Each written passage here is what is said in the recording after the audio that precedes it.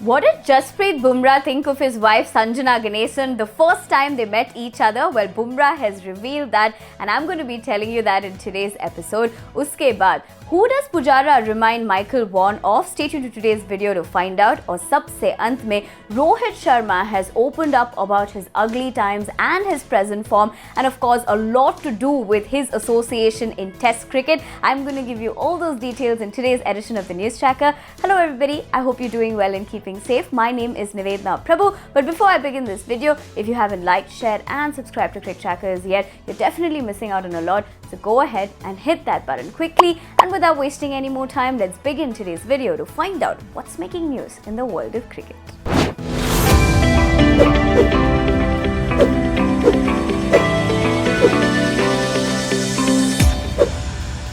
Indian cricketer Jasprit Bumrah got married to sports presenter Sanjana Ganesan earlier this year on March 15th. Now, in a particular interview with Dinesh Karthik, Bumrah has spoken about what both of them thought about each other the first time, or rather when they crossed paths, and how their love blossomed. It's an interesting story because the first time around when Bumrah and Sanjana did cross paths with each other, each of them thought that the other one was arrogant. But how did that love story culminate, and of course them, getting married at the end of the day? Well, Bumrah has revealed that in the interview, and let me tell you what he said.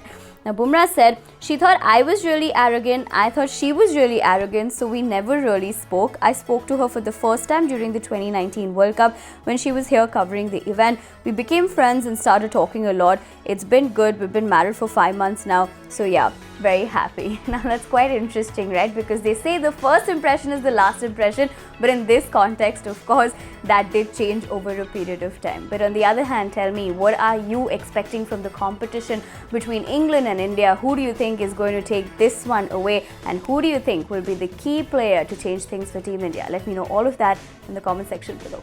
In last evening's game, of course, when Pujara was running at the non-striker's end for that single, we all know what happened. He twisted his ankle and of course he was in a lot of pain, and after which that ankle was taped heavily. But thankfully, after that as well, Pujara was up and running. But on the other hand, former England captain Michael Vaughan has said that these kind of traits reminds him of the fact that Pujara seems a little bit like himself as well as Inzamam-ul-Haq. What context is this in? Well, let me tell you.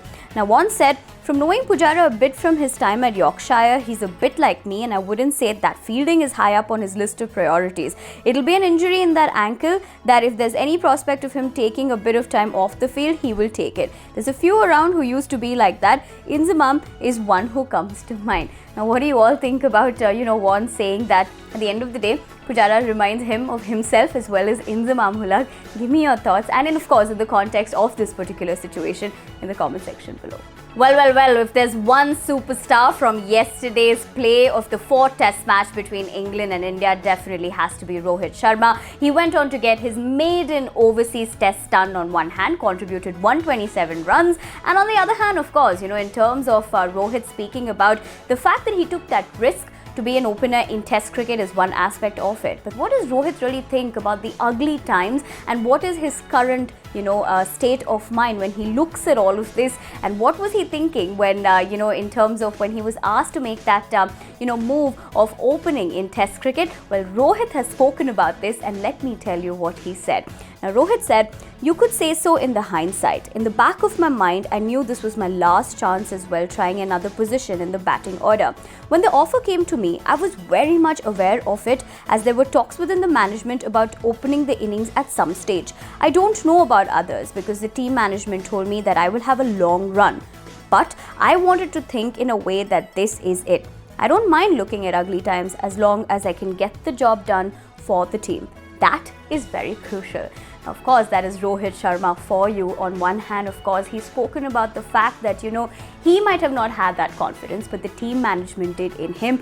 And of course, this was 2 years ago to take that risk. But on the other hand, he's spoken about the fact that at the end of the day, he's okay to be looking at the ugly times as long as he contributes to the team, which he finds extremely crucial. What do you all think about that statement? But most importantly, what do you think about Rohit Sharma's progression in Test cricket, and of course his current form as well? Give me your thoughts and analysis in the comment section below.